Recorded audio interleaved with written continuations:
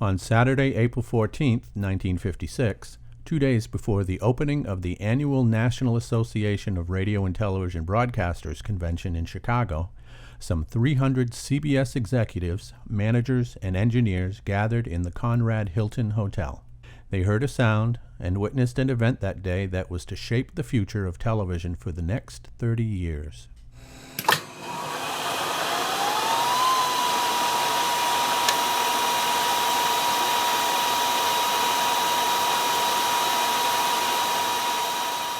It's the 60th anniversary of Ampex unveiling the first practical videotape recorder. Milestone is a program run by IEEE that acknowledges achievements in electrical computer engineering.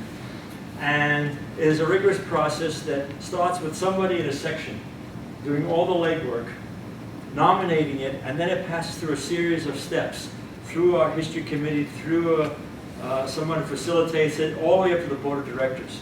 I was fascinated by Santa Clara's activity.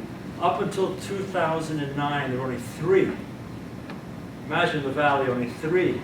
Since then, there are 15. And that attests to 2 things. First of all, it's a great innovative place. But secondly, it takes dedicated staff. And the Santa Clara volunteers, I should say, have been really passionate about this. And David took over at the last moment to usher this through. But without this group, you would never have a total of 18, 19 now, and there are more coming down the pipe, I hear. Yeah, so I think they should be applauded, the Santa Clara volunteers, for doing this. So before the videotape recorder, magnetic recording technology, there was a technology that's being used by television stations to be able to get content they could rebroadcast. It was called the kinescope, and it actually had a film, basically a film recorder here, and it actually looked at a CRT screen, looked at a television screen. That was how they recorded information, or recorded the television program so that they can play them back later. That was before the videotape recorder. This was not very satisfactory for a lot of people, and so there was a need for a new technology. Let's look first, though, about what led to this technology. Magnetic recording history actually has interesting aspects to it. It dates back quite a while. In fact, there was some inspiration, you could say, from Thomas Edison's invention of the phonograph, which is the first device for recording sound. There was a fellow named Oberlin Smith who actually lived in New Jersey, who reportedly visited Thomas Edison's laboratory, saw the early phonographs. He thought there might be better ways of recording sound than making scratches on tinfoil.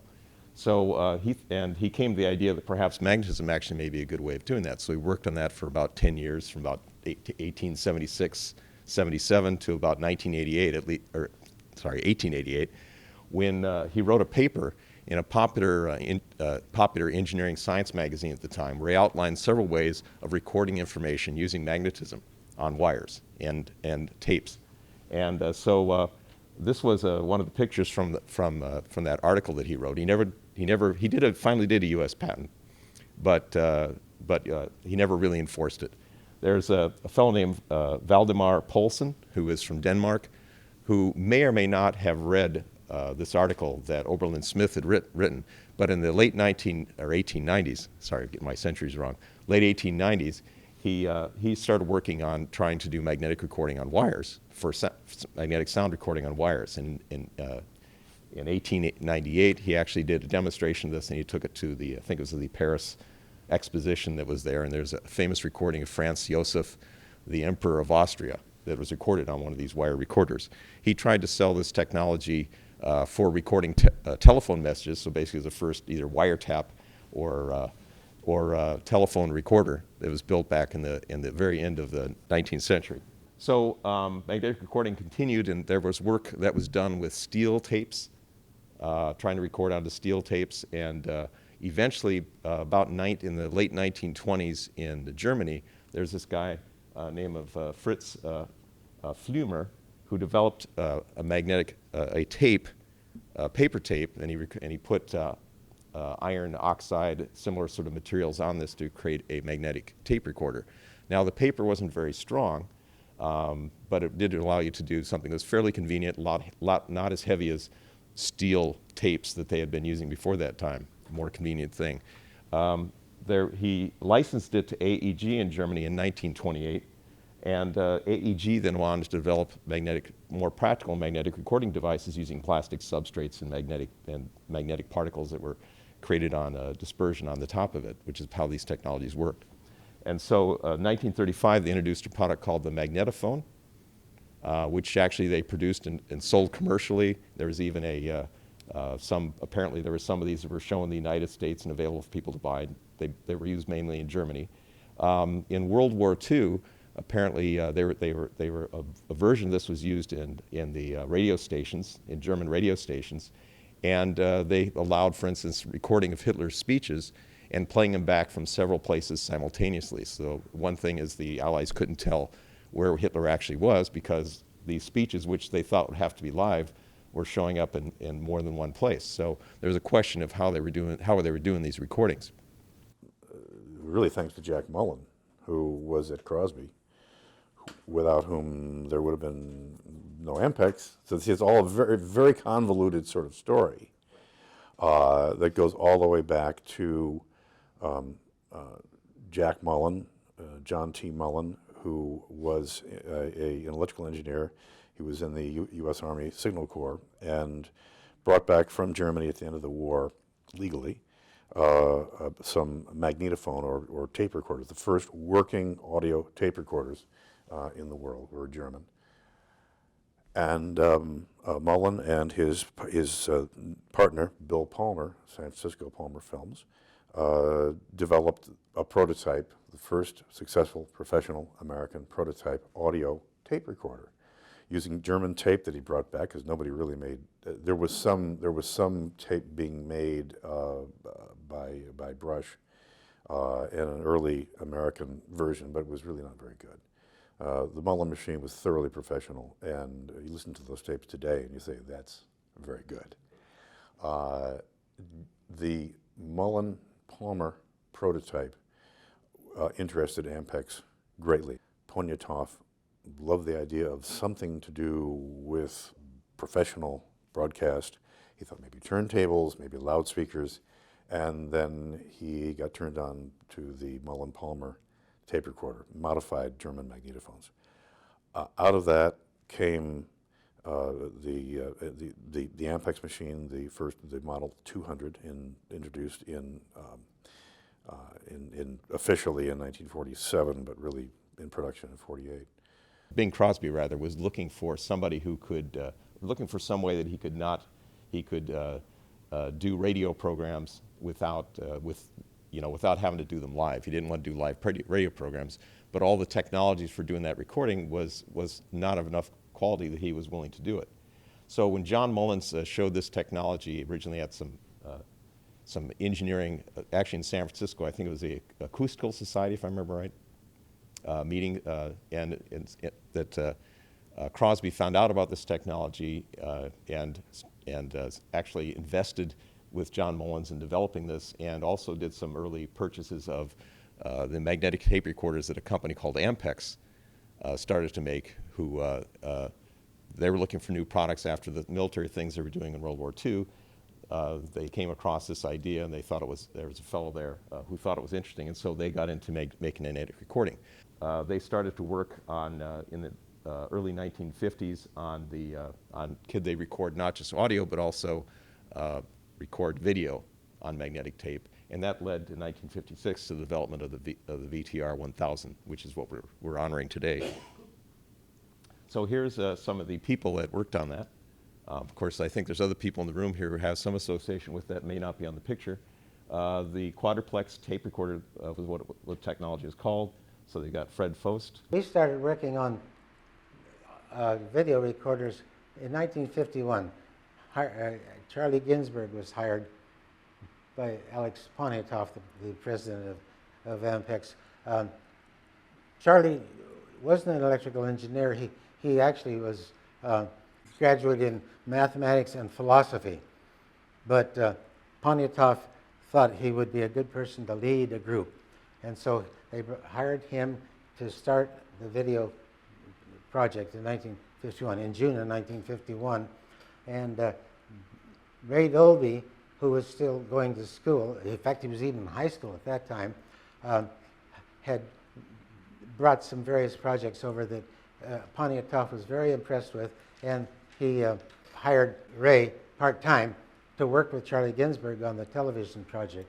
And then they also had a machinist that they hired, Shelby Henderson. And that was the start of the video development. And so they assigned Shelby Henderson, who was a model maker, a machinist, with him, and they kind of worked up this very primitive thing with a spinning head, and it made a picture that was so blurry that when they showed it to A.M. Poniatoff for the first time, it was they had recorded a cowboy picture off of broadcast TV, and Poniatoff said, "That's nice. By the way, which is the cowboy and which is the horse?" Back in '51, when Ginsberg and Dolby first made the recorder, they made a rotating head with a rotating drum that had 3 heads on it.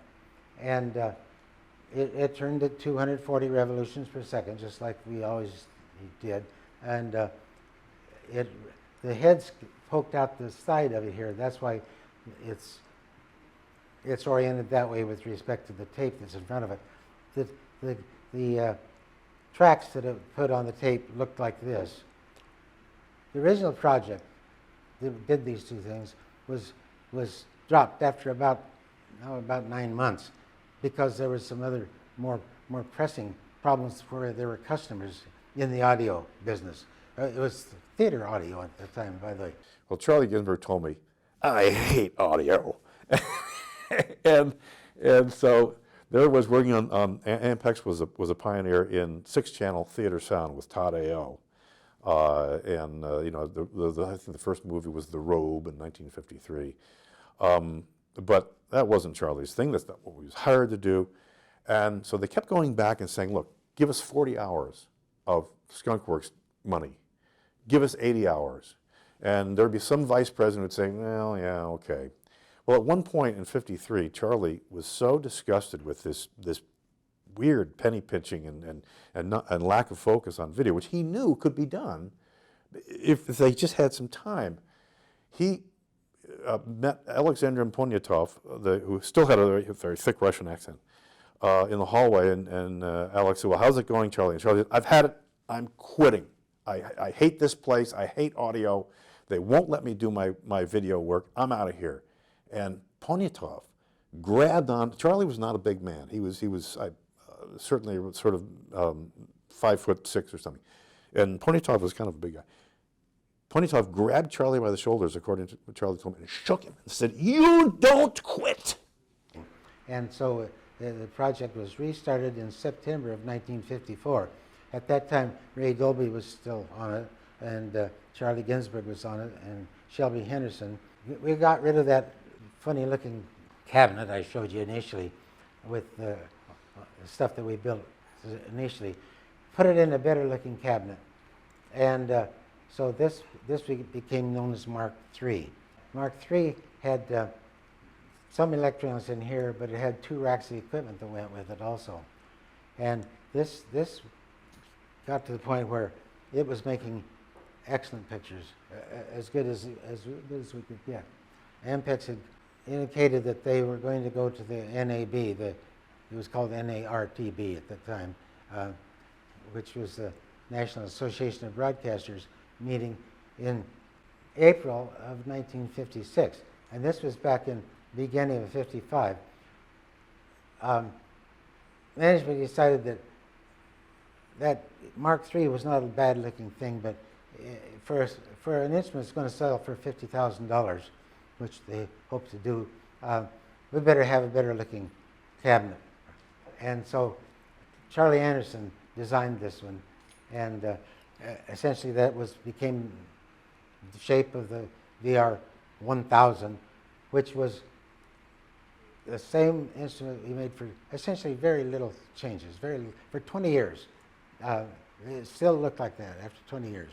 So we took the machine apart, sent it back to Chicago to this NAB convention, and at the same time, Mark III was cleaned up, made pictures just as good as the FAT 1000, and it was going to be shown here in Redwood City at the same time we were showing it back in Chicago. And Ray Dolby stayed here, and Shelby Henderson stayed here. And at the very same day that we were showing it in the East, they showed it back here. It was a big success here. And the one in Chicago was a big, big success. I'm going to tell you about it now. On the Saturday, which was the 14th of April, CBS was having a showing of all the stuff that they had done for the year. And it was in a room that was probably 30 feet wide and maybe 100 feet long. And along each wall there were 10 monitors on this side. And there were about, probably 300 people in this room. There were some of the management from CBS, and also the people who went out in the field and sold CBS. So the president of CBS was up in front of this group talking to them with the microphone, the loudspeakers, and in front of him was a television camera taking a picture of him, which was shown on all these monitors along the side of the room. And it was behind the curtain, there was the VR1000, and I was there running the thing, recording this guy's speech while he talked. And he talked for about a half an hour, but then toward the end of his talk, he said, now we've been working pretty closely with Ampex Corporation in Redwood City, and we'd like to show you something that we think will probably be a big hit in the future. So he stopped talking. I rewound the tape, again, behind the curtain, nobody saw me, and punched the go button.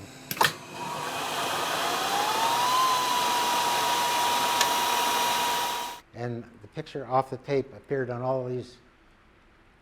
I still get tears in my eyes when I tell this story. When I hit the tape, the playback, there was total silence. 300 people sitting there, not a single. Suddenly they realized what they were seeing. There's something that had never been done before in the history of the world. An instant replay of signals. And they had film, but it had to be developed. And so this was instantaneous, essentially. And they went wild. They jumped on their chairs, they yelled and they screamed, and they just went crazy when they saw this, because they knew, because they'd been told that we were developing something, so they knew this was a machine.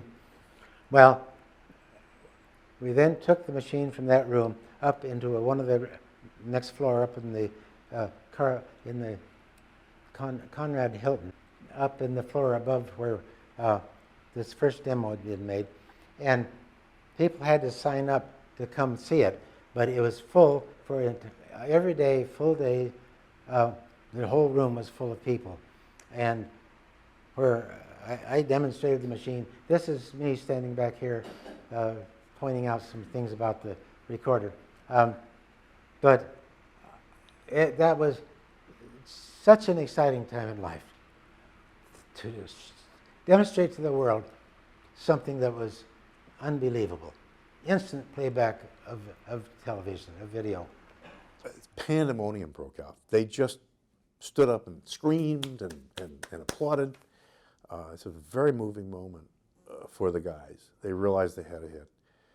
And the people, there were so many people in the room finally that there's a picture of, top executives sitting on the floor like kindergartners around the machine. They couldn't get close enough. And it was just one of those things where it was so amazing, so revolutionary.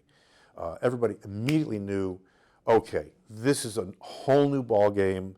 We hired Stanford Research to do a survey of video recording, of course thinking about the broadcast industry, but we didn't restrict it to that. And they came back and said the market for video recorders will be 20 machines. There were 3 networks, NBC, ABC, CBS. You want one in New York, Chicago, LA, and you want 2 each in case one doesn't work. That's 18. We rounded to 20. The market for video recorders will be 20 machines at $50,000. Of course, we sold about 100 of them right away after the introduction. We took orders for 100 machines at $50,000 a piece while we were in Chicago. We came back and decided that we had to make some pictures. Management decided this. We'd make 16 handmade machines for the local networks in New York and across the country and in Los Angeles, and even San Francisco had one. Douglas Edwards was a very, very popular news program, and everybody in the country watched him every afternoon. But that was what was recorded for the first program and put on the air. This is Douglas Edwards here by the machine. Ampex won its first Emmy. Very pretty. They ended up, the total final number of Emmys was 13. This is Ginsberg and his wife after they got the Emmy. There's something in making a product called form factor, where you have to figure out how is this thing physically going to be used, how's it going to fit into an existing television studio, and so on. And originally, if we look at a picture of the original Mark IV prototype that went to Chicago, not the VRX, which was sort of a production prototype later on, but the Mark IV chassis, was designed by Charlie Anderson. And he made it the size he did because the Ampex, all the guys decided they wanted to put all the electronics in this one cabinet. So you have the transport up here, all the electronics down here, and it'll be nice and compact in quotes. You didn't need 19-inch racks or anything. It was all going to fit in. Well, it was a real struggle to get the electronics they needed in there, and they had figured they didn't need any additional electronics, which turned out they did need, after all, to improve the quality of the picture. So that Chicago machine had everything in that cabinet. All of the of course, huge power supplies, the controls, all the signal processing, everything, the little audio chassis, everything was in there. It got very hot. In fact, in Chicago, they had to keep opening the cabinet because the thing would overheat. It became very clear to them very quickly at Chicago that they're going to have to pull the electronics out of the transport case and put them in rack mounts. In fact, by November of '56, when November 30th of '56 was the first time in American television history that a program was time shifted on videotape. It was Douglas Edwards and the News on CBS, and they time shifted it at the CBS Television City facility in Hollywood. And that thing had two huge 10-foot high 19-inch racks filled with stuff that they had kept adding to make the signal better. Charlie Anderson told me that when they were trying to fit this stuff in, okay, well, 36 now, we got to go to 38, just to make it fit. Nobody thought about standard door widths. And they got to Chicago, and all the doors to the halls they wanted to use, the place they wanted to get in, were 36-inch doors. It wouldn't fit. They couldn't get it in there. They couldn't do it in the lobby. And they ended up having to hire a crane and bring it up and through a kind of it was sort of a strange situation. They get it up through and into an area where they could show it. Obviously, they knew that since they'd already decided the electronics have got to come out and go into rack mounts, and obviously we got to make this cabinet standard width for American doors. So it went back down to, I think, 36 or 35 and a half inch. It would just fit right through. When we showed the machine in Chicago in '56, RCA had been working on their version of a video recorder. They had about 1,000 people working on that project. The day after we showed, their whole project was just dismissed. And they came to Ampex on bended knee, wanting to negotiate. And Ampex said, "What do you have to negotiate?" And they said, "Well, we have colored circuitry. You don't have colored circuitry. We want your mechanical design." So Ampex, we had, by that time, a lot of patents on the mechanical design. And so Ampex management traded mechanical designs to RCA for their colored circuitry. The companies then, for 6 months, for 2 quarters, completely opened up their patent vaults and said, "Help yourself." And so Ampex got color, and RCA got their TRT-1, tape recorder, television recorder 1.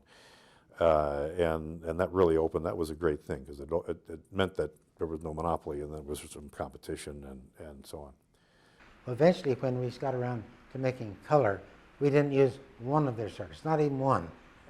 So it was a big faux pas on Ampex. They could have drawn a lot of money out of RCA, I assume. My name's David Robinson. I thought I'd share a few words about my contacts with this wonderful machine in the other room. In the early 60s, I was working at the BBC, my first job after university, and we had a VR1000D, which is an experimental machine, and we were using it to decide what sort of color television system we were going to have in England. Anyway, one day during my time there, Ray Dolby walked into my group with his prototype video noise reduction system. We were meant to be evaluating this video noise reduction system to see if it would be any use for us. A couple of days later, he called me up and said, I've also got an audio noise reduction system, come down and listen to it. So I went down to this very small company in South London, and he demonstrated the audio system to me, and it was so wonderful that when he said, why don't you join me, how could I refuse? So I joined this company. I think I was the 6th person officially on the payroll, but that neglects the 2 wives of the 2 founders who were doing at least as much work as everybody else. And I'm very pleased to tell everybody that Dagmar Dolby is here today. So during our lunch breaks at this very small company, Ray and I used to go out to, I guess, what could be called a transport greasy spoon cafe around the corner. And there he told me the whole history about the development of the VTR, the VTR1000. So over the years, I got to know just about everybody on that team, the team of 6, particularly Charlie Ginsberg, who was the group leader. And it was a really wonderful experience for me to meet these people and hear their stories about how, in this very, very secret project, they produced something which revolutionized broadcasting. This technology, this VR1000, was really the technology that gave birth to a wealth of technology across a whole spectrum of industries. All of the digital recording that we're used to today as commonplace, whether it be on in our iPhone or whether it be on a disc or what have you, all emanated from this technology. The whole area of graphic arts and generating graphic materials using video technology, again, it started at Ampex, had its roots in some of this technology. A lot of the magnetic recording that's fundamental to the computer industry did. And those of you that worked on this product or successor products should be real proud of what you've given birth to. The board has done it.